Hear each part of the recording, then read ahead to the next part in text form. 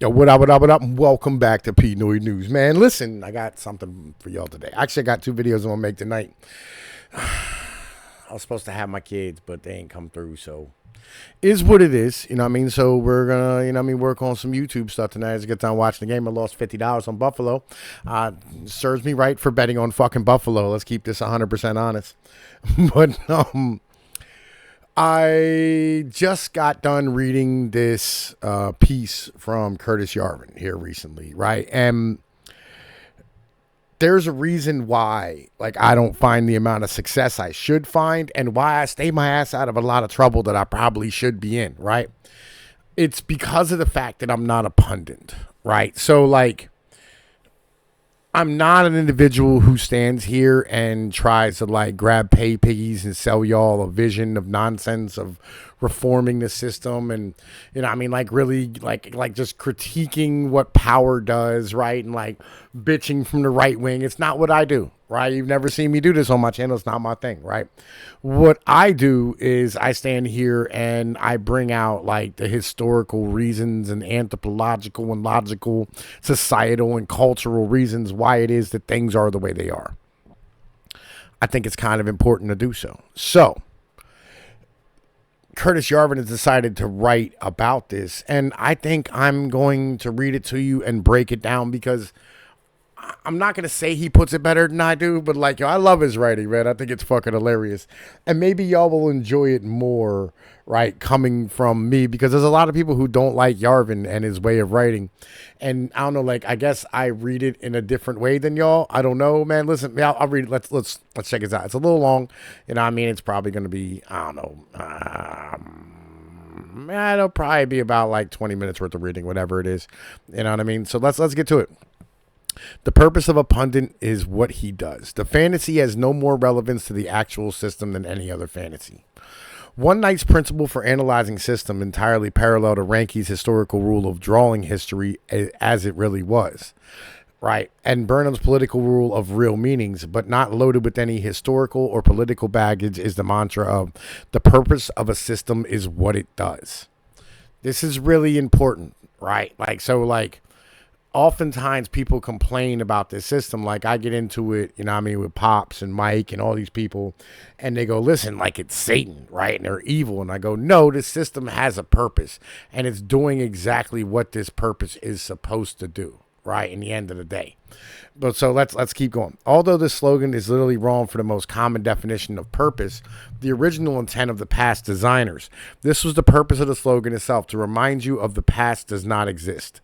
The original intent of the designers is literally a fantasy. This fantasy has no more relevance to the actual system than any other fantasy. There could be no idea more foreign to the mentality of the American conservative. This is why the American conservatives always lose. They are not operating in the actual world. They perform operations that would work perfectly in their fantasy world, but are utterly ineffectual in the actual world. These operations are mainly aimed at turning the actual world into a fantasy world. This is sad, because it is generally impossible. Selling the impossible is a fraud. The pity of this fraud is that there might be actual operations which turn the actual world into some better actual world, but will never be tried because the pundits are too busy making their car payments by marketing the fantasy. Let me read that again to y'all. These operations are mainly aimed at turning the actual world into a fantasy world. This is sad, because it's generally impossible.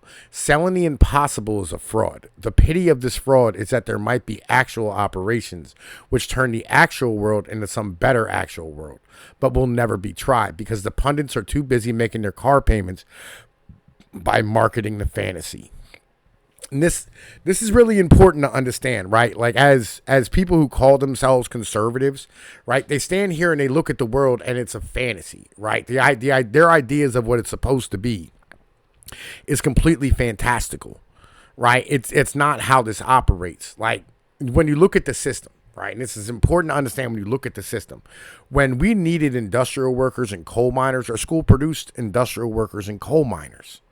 And today, when our system needs office workers and autistic people who will sit at a desk all day, it creates trannies who wear programming socks. Reality of things. You know what I'm saying? You need office workers. That's what you're producing. You're producing good consumers who don't have children. That's exactly what the economy needs. You get what you ask for. This is what the system is doing. The economy reacts to the school system reacts to the economy. These are all things that you had. The government supports the economy, not the people, the economy. This is important to understand. And if you want to change that, you need to change the fucking government completely. Not change the government in the manner in which you go, trainings are outlawed and you continue to support the economy. Where you change the government and you go, listen, it shouldn't support the economy anymore. Sorry, I had to sneeze real quick. All right. I'm so sorry to pick on Chris Ruffo all the time, but I wonder what his purpose is. My feeling his purpose is to be a conservative pundit. I had the same kind of job and I like my job, but I think there's a difference. I think I also have another job. If I really wanted to succeed just as a pundit, I think I would do many things differently, like not picking on Chris Ruffo. This is unkind and does not make me any big friends.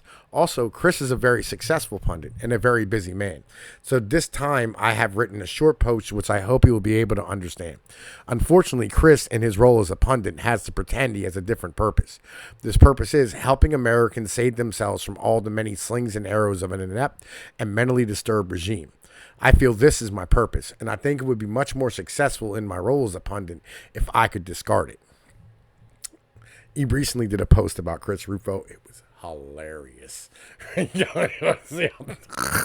Yo, he sat here and he's like, listen, by the way, he didn't go to Harvard. Like, yo, he went to Harvard satellite. Like, he said, did you know being a Harvard satellite graduate, you could still become an alumni? Isn't that awesome? But I think you should be honest about being you're not really a Harvard grad. You went to Harvard satellite. Like, I was like, dog, it's like, listen, this is like, yo, it's a fucking degree mill from Harvard. You didn't actually go to Harvard. Oh, man, listen, yo, it was rough. It was rough. Reform. Let's go to the tape. Recently in City Journal, Chris wrote, happily, another avenue is open to us, reform. This is modern conservatism in a nutshell. Happily, you can be happy. Reagan was happy. Eisenhower was happy. Imagine how happy Eisenhower would be if he could see the United States today. He would immediately call up Patton, apologize for everything. Both of them would tear off their epaulets and enlist in the Waffen SS. Happily, buy a bottle of Dr. Ruffo's happy pills and everything will be all right. You could have cancer, syphilis, and AIDS. Next year, you'll be training for the Olympics. Chris, if another avenue is not open to us, how will we know? How do you know you're not using your God-given skills to lead your flock into yet another box canyon? When the obvious avenue as of all human history knows, is right under our noses. Yes, it's not a happy avenue. Well, I actually think it is a very happy avenue. But with your conservative heart-shaped rose-colored sunglasses on, does it look happy? No, it looks dismal. The trap that patriotic Americans keep walking into looks like an oasis. So maybe in this critical situation, you would make better decisions if you took off your happy glasses. Just a thought, Americans. Sorry, I shouldn't interrupt. Let's see our pundits' actual proposals. Happily, another avenue is open to us, reform. The ideological capture of the Civil Rights Act is neither fixed nor inevitable. Rather than argue for its abolitions, Americans concerned about the excesses of the DEI bureaucracy should appeal to higher principles and demand that our civil rights law conform to standard of colorblind equality. The answer to left-wing radicalism is not right-wing racialism. Or left-wing racialism is not right-wing racialism. It is the equal treatment of individuals under the law, according to their talents and virtues, rather than an ancestry and anatomy. This policy does not require radical innovations. Embracing the philosophy of the American founding, with its emphasis on natural rights and liberties, will suffice. What would this new civil rights agenda look like in practice? First, reformers should outlaw affirmative actions and racial preferences of any kind. Both policies are euphemisms for racial discrimination. The next president should rescind Lyndon Johnson's 1965 Executive Order 11246. I'm going to tell you what, folks. Executive Order 11246, folks. I got a documentation right here, which established an affirmative action and marked the initial deviation from the standard of colorblind equality. Congress should strengthen the principle by amending the language of the Civil Rights Act to make indisputably clear that the law will not permit state-sanctioned discrimination towards any racial group, whether in the minority or the majority. Outlaw racial preferences of any kind. Indisputably clear. Chris, you know perfectly well that the original black letter of law of the Civil Rights Act explicitly bans state-sanctioned discrimination towards any racial group. Also, how much work that word sanction is doing. So after 60 years, your solution to this problem is to patch the law to say, Simon says, I really mean it. Wow. Just wow. Also, we'll get an executive order, which has roughly the same legal force, even in theory, as a presidential tweet. This idiocy or fraud, the former, I hope, is is a normal species of idiocy. Everyone has the right to be an idiot. But once your eyes are open, you lose this right. The great American race machine. And he's not wrong. Like the premise of all of this is that, like, how do I put this? The reason for these things, right? The reason for, like, the anti-discrimination laws and, the preferred hirings and, the Civil Rights Act, like, all this shit actually had absolutely nothing to do with any type of real, like, higher functionary thing. It's because they wanted to drive down inflation in the system. Let's keep this 100% honest here. All right. Like, McDonald's and Coca-Cola were the ones lobbying for this shit. It was really just corporatism in the end of the day. They wanted to be able to sell Coca-Cola in black neighborhoods. That's it. The end. Like, yo, that's what all this is literally. Again, this is just the government supporting the economy. Why? Because our economy has always been, right, a actual defense mechanism. It's part of the defense structure in America. A lot of people don't understand that shit. Like, they think that, like, the idea of, like, the military industrial complex being, like some scary object or whatever it is. The truth is that, like, these things and the economy have always been intertwined. The government and the economy has always been one thing. And the government has always put the economy first. And that's because this is British, right? They're not putting the people first or the culture first because there is no culture or people, right? They're not putting the wants and needs of the people first because, like, they don't really give a shit about the people. They put in the fucking economy first, right? And it has worked out really well thus far because we've had an expansionary population forever. This ends now, right? We made too many promises, like, off of our economy, right? And we've done a lot of things that, like, we've continued on with practices that didn't need to be continued on with, right? Where, like, we kind of settled this country a long time ago, and we didn't go back to generational living. We kept expecting the same standard of living after, like, all of the West was settled, and, we had to start building cities upward. But anyway, let's keep going. The Great American Race Machine. The purpose of the system is what it does. The purpose of the Great American Race Machine, or DEI bureaucracy, if we must, from judges to HR consultants to admissions officers, is to generate power by favoring the weak over the strong. These folks are the cadre of American Race Commission, ARC. The purposes of the structure around them is to secrete, exercise, and retain power. At least this is its actual purpose. Of course, its nominal purpose is to enforce race blindness. As for the internal intent of the authors of this venerable law, it can never be known. They are all dead. Nor does it matter. It would just be another fantasy. I'm pretty sure that, not being stupid, what they intended was pretty much what we got. Notably, the structure does not act in order to explain what it was. It was just arrest inflation and try to, like, expand the system. That's what the fucking thing was, right? At the end of the day. And by the way, at that point, we were knee deep in the fucking Cold War, where, like, we were trying to beat the Soviets economically, right? That's why it was like a Cold War, where literally, like, we were just trying to compete against the Soviets on an economic prowess basis and thoroughly beat them, right? We're trying to run up the score. It's kind of where it was at. Notably, this structure does not actually care about its clients individually or even as a population. It will even switch client populations at the drop of a hat. No shit. A century ago, it was about class and sex. Now it's about race and sexual identity. It does not care about the workers or the peasants, and it does not care about the BIPOCs and the pronouns now. Like a shark, it just wants to eat and make more sharks. Don't even hate it. Would you hate a shark? No, you would get out of the water and get out of its, you would get out of the water or get it out of the water. These correspond to the classical political concepts of exit and voice. In the century we live in, millions of people work in the Great American Race Machine. Your proposal, Chris, is to solve the problem by telling them that the purpose of this system is the opposite of what they does. Yeah, it's the purpose of this system is the opposite of what they does. Man, I read that sentence earlier, and it doesn't seem like it's the opposite of what it does. I think it should be it there, to be honest with you. How will you tell them? Will it start with Simon Says? If they don't listen, if they don't do the thing, what will you say next? Is it true that most of these people obey a small minority, the judges? Great. Simon Says to the judges, enforce the law as it was written in 1965, or Your lovely black robe will magically catch fire and burn your skin off, like the cloak Medea made for Cruisa. Cruisa? I'm with that. Hello, just kidding. Magic isn't real. And the purpose of the Chris Ruffo is to raise money. Like, yo, legit. Grifters. Like, yo, these are Ben Shapiro, fucking Steven Crowder. Grifters. That's what they are, bro. They're just here to make money. They may have a political belief about some shit, but really their purpose is to make money. That's all. Is to keep eyeballs on screen. Right? And they're going to keep doing things that keep eyeballs on fucking screen. And new things, it was always important to obey and respect the old form. The form of the conservative punditry is the battle of principles. Though harmless as an Aztec flower war, this war of ideas matters for the same reason, because everyone thinks it matters. Therefore, any concrete proposal must be phrased as a conservative principle.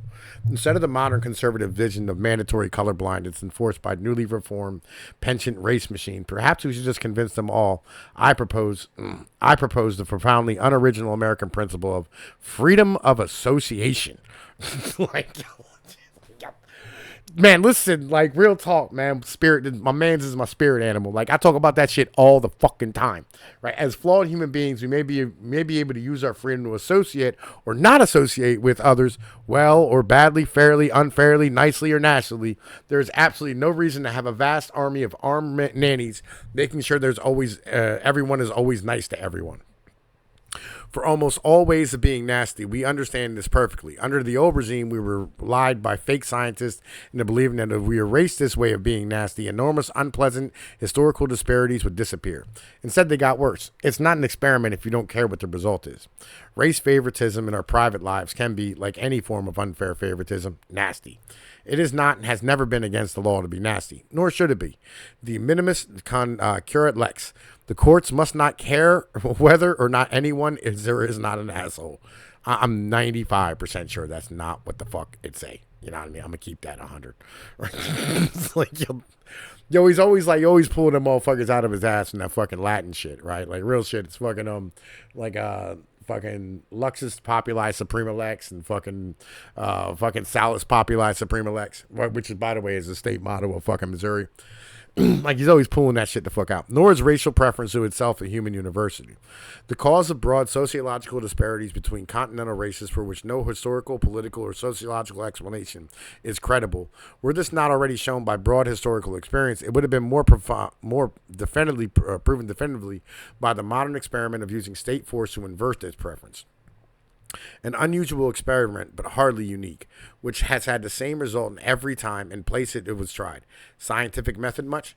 The blank slate is over. In the light of the 21st century genomic science, the blank slate is the flat earth. I'm sorry. I don't make the rules. Obviously, if I myself was God, I would have set the whole thing up quite differently. I'll take it up with him at some point. God, I fucking love Yarvin, Brad. Like, yo, real shit. All right. An alternative proposal. My principles, like Chris Ruffo's, come with a program. My program is straightforward and obviously effective. You may or may not like it. Please don't fool yourself into thinking there is an alternative. The alternative is nothing. Maybe nothing is better. I don't know. At least nothing is free. You don't have to send anyone money for nothing's car payments.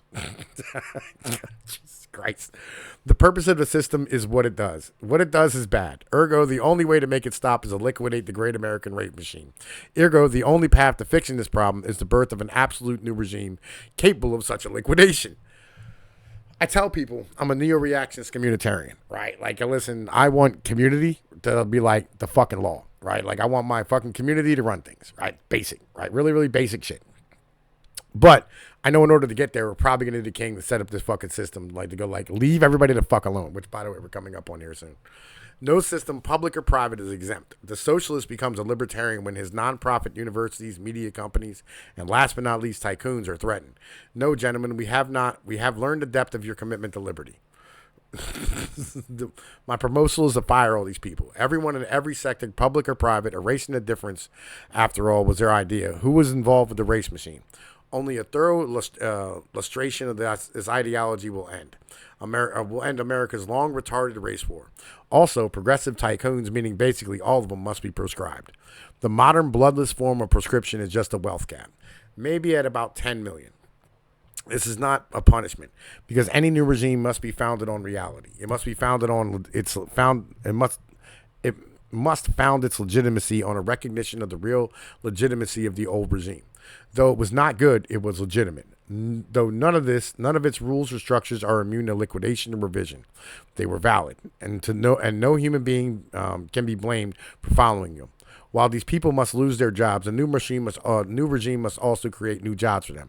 Ideally, they'll prefer to their old jobs, and regardless of how they made their money, the tycoons made it legally, so they must remain rich, just shoring the excess wealth that becomes political power. In most cases, there is no need for the old job. In some cases, there will be a new job. Somewhat like the old job, this does not imply that anyone can and should go directly from the old to the new. In almost all cases, the old church must be dissolved. Lustration is not simply a matter of renaming. Do we need admission offices? Maybe you should just get into college by taking a test. Do we need HR departments? Sure. They should mostly be staffed by therapists. Do we need judges? Yes. We need smart, well-trained, realistic people with good judgment. Since we need a new legal code, lawyers from the old regime have no great advantage. Cops, however, have an unparalleled awareness of the real world. Give every cop in the country an IQ test, and present anyone who breaks 125 with a lovely black robe. Like, yo, my man's. All right. Though his criticism is severe and ideally will make Chris Ruffo rethink his career or even his life, we cannot overlook the ways in which his direction is mostly correct. At least he's not trying to reinvent the race machine to go back to full Jim Crow. Lol. Legit. That would be funny, though, right? The general principle of eradicating civic conflicts is to eradicate the entire social structure which makes the conflict possible. This means different things for different conflicts, depending on the power structure of the conflict. In Rwanda, a country divided by upper-caste Tutsis and lower-class Hutus, which had been ruled by Tutsi supremacists and Hutu supremacist regimes, the latest winning regime, basically Tutsi in its origins and personnel, made it cancelable offense to even mention anything about the Tutsis, or the conflict in general. Since Hutus, being in the majority, are fundamentally stronger, no one has an incentive to reopen the conflict. Any resurgence of Hutu power would be savagely repressed, and the reinvention of the Tutsi supremacy would be counterproductively rock the boat. Rwanda also had a third caste, the Pygmies, who should not be involved in politics. Fortunately, their numbers are small. America has three castes: blue state progressive Tutsis, red state conservative Hutus, and marginalized Pygmies, whose numbers are not small. The political power dynamic of the American race communism and demographic and electrical weaponization of the Pygmies by the Tutsis and against the Hutus. Since only a red state American Hutu power regime can overthrow the Tutsi Pygmy regime, how can this regime make itself stable and successful? It cannot exterminate the Tutsis, its natural governing class, but it must control their political energy. In particular, it must separate the Tutsis from their political fuel and the Pygmy third class. Tutsi ideas about how to govern Pygmies have not worked out well for the Pygmies, to say the least. Pygmies need generally indigenous sub-regimes which can govern them according to their own needs and traditions. These traditional regimes will have the ideas of governments that Tutsis find deeply strange and repugnant. For instance, they will probably bring back the death penalty. The Tutsis will have to learn a difficult but not inherently painful lesson of minding their own fucking business.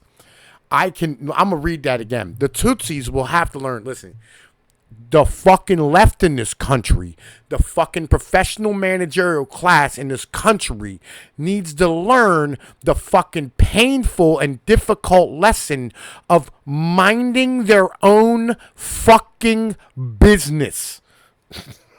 Yo. Being governed by Hutus is deeply and profoundly and inherently repugnant to Tutsis.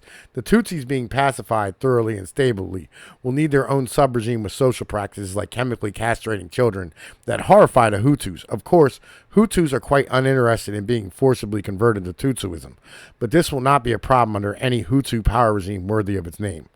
Also, one social problem is that since heredity is not an exact science, many human beings are born as Hutus or even Pygmies, who might just work out better as Tutsis. While the caste mobility must be tolerated and carefully managed, but it will also desirable for Hutus and Pygmies to have their own culturally traditional meritocracies.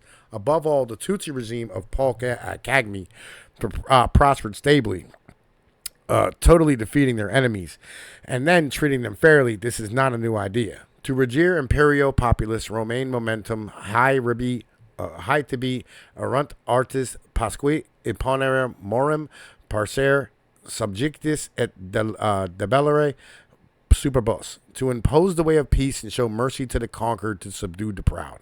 Mr. Ruffo may think less about the Constitution and more about the Roman Empire. After all, there is no tradition more American than LARPing as the Romans. Why do you think you're sentenced to speak between a pair of fascies?